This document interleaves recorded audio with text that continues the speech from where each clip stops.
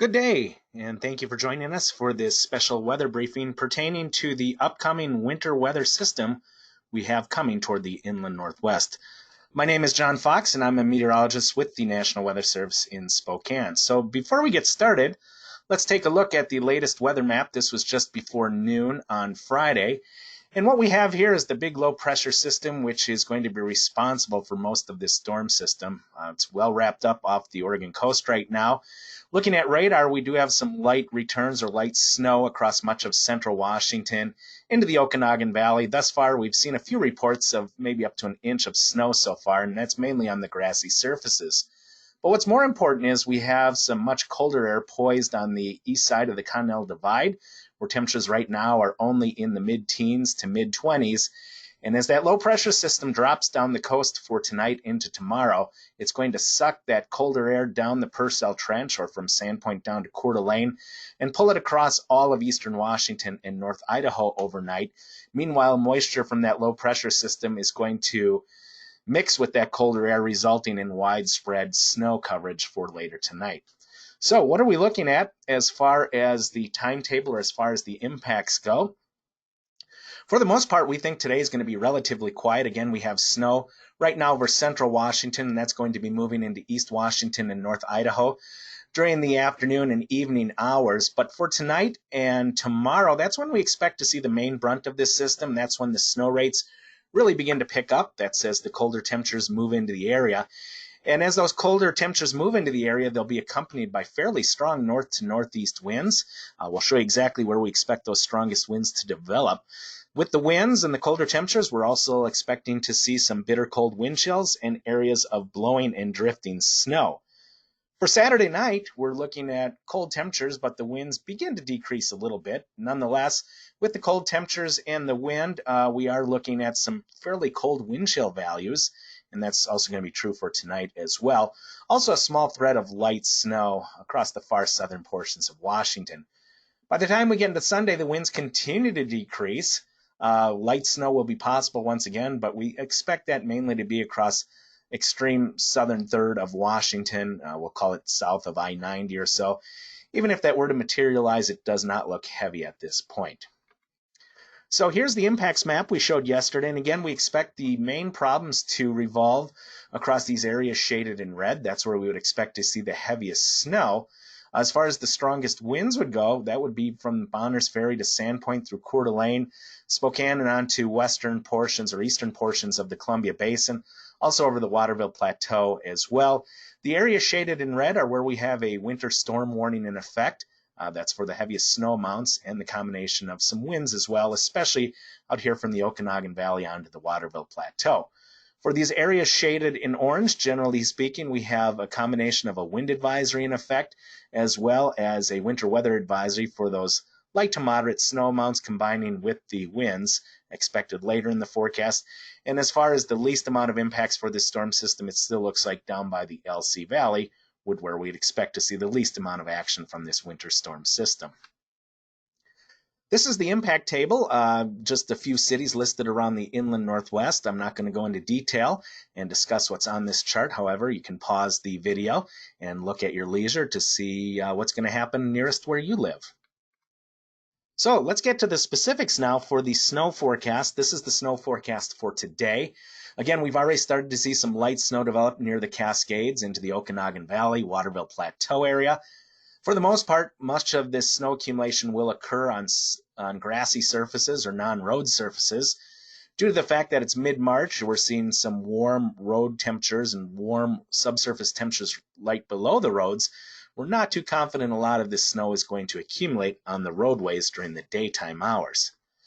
However, as we move into the night forecast, that's when things really begin to pick up. That's when we would expect to see the heaviest snow risk overnight. The areas shaded in yellow are generally over mountains, but you'll notice that some of the valleys, especially across the northern portions of Washington into northern Idaho, see anywhere from 1 to 3 inches of snow during the overnight hours with heavier amounts. Obviously, near the highlands of Wenatchee, Mission Ridge looks like it's going to see quite a bit of snow. But I think our main concern is actually going to be the combination of the snow, which will be a fairly light, fluffy snow, combining with those winds, this area shaded in yellow or circled by yellow is where we'd expect to see the highest risk for blowing and drifting snow later tonight. So again, the heaviest snow forecast is for the tonight period. As we get into Saturday, the snow totals or the snow rates really begin to drop off, and much of what we're showing here is going to fall during the morning hours. However, with those winds continuing, especially in these areas shaded in yellow, we would expect that whatever snow falls overnight and into the morning hours will readily blow from those north to northeast winds that we have in the forecast. So putting everything together, this is just kind of our best guess forecast or our most likely snow amount forecast for the area. You'll notice Spokane, Coeur d'Alene, anywhere from 2 to 3 inches is our most likely scenario. And you can look elsewhere. Areas of main concern, again, would be along the Highway 2 corridor, especially west of Spokane, including Wilbur, the Waterville Plateau. The combination of the winds and that snow forecast leads us to believe there could be a significant amount of blowing and drifting snow.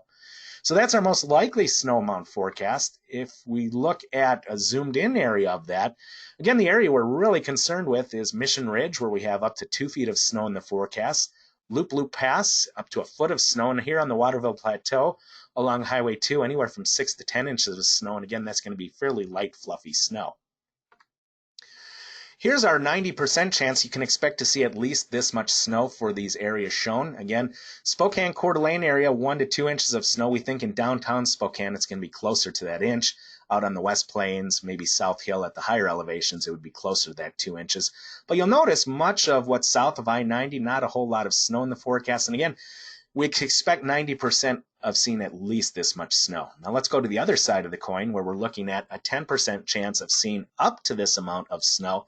And obviously it looks like a much snowier solution. Again, we don't expect this to happen, but we can't entirely rule it out of the realm of possibility based on the track of the low and where these heavier snow bands are expected to show up.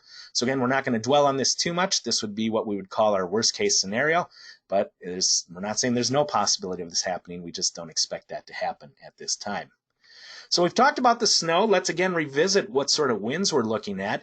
And once those cold winds or the cold air surges on the other side of the Continental Divide, this is when we would expect the winds to pick up. And you'll notice these areas in orange would indicate where we expect to see 40 to 50 mile per hour gusts possible.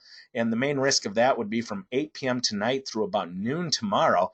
Obviously, with winds this strong, if we see light snow falling, it's certainly readily available to blow pretty easily from wind speeds this strong.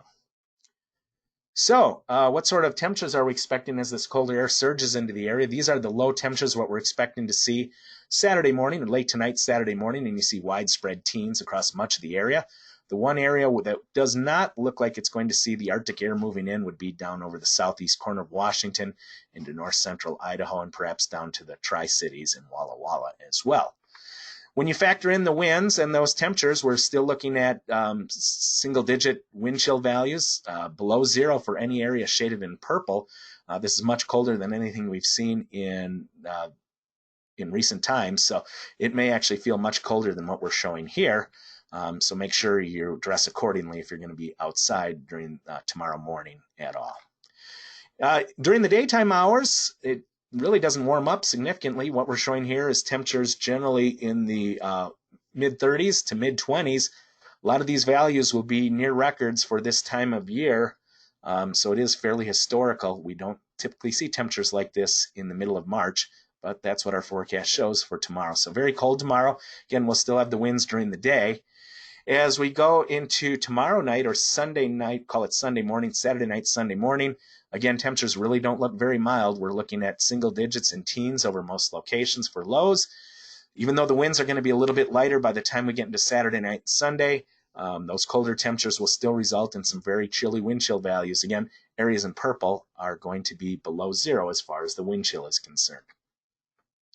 So we've hit upon the blowing snow and drifting snow already before. Again, we expect the best risk of it happening would be over the Columbia Basin and Waterville Plateau. That's where we have the most snow in the forecast, is the Waterville Plateau. So expect to see road conditions like this, and perhaps if the snow gets heavy enough, there could be the point where we'd see some significant drifting occurring, especially perhaps along the Highway 2 corridor for late tonight into Saturday morning. All right, so that's a human aspect of what the storm is going to bring, but we are looking at impacts to more than just humans. Again, livestock are going to feel the effects of this colder air moving in. There are newborn livestock out there, and this will be susceptible. This will cause them some issues, perhaps, if you don't take precautions. So make sure you protect your cattle. If you have cattle interests, do whatever you can to keep them warm. Also, we've gotten reports over portions of south central Washington or east central Washington where some of the buds have actually come out on some of the trees. And seeing the cold weather that we have expected, that could actually produce some damage to the trees based on the earlier than normal budding. So just be aware of that as well. So finally, the good news is this cold air does not last very long. As you'll notice, it looks like it persists through the weekend, but by the time we get to Monday, Tuesday, Wednesday, we're looking at warming temperatures, and it looks like values will be at normal, if not a little above normal for this time of year. I do not show low temperatures here. It still looks like the low temperatures may get fairly chilly at night, certainly below freezing for most locations. But the good news is this cold blast only lasts through the weekend, and then we should see warming thereafter. Just looking at things in a timeline as a summary again, our main concern is going to be for the tonight and Saturday period, and that would be for the snow, the threat of cold winds, the threat of drifting snow. We would expect to see the possibility of some travel conditions develop during the tonight and Saturday time period. By the time we get to Saturday night, the winds begin to decrease a little bit. It's going to be very cold. By the time we get to Sunday, it looks like winds will be decreasing over the whole area. There will be a risk of some light snow, but that's mainly for extreme southern portions of Washington into the southern third of the Idaho Panhandle. And that's all we have for your special weather briefing for this upcoming storm system. We wish you well, have a great weekend, and we will talk to you soon.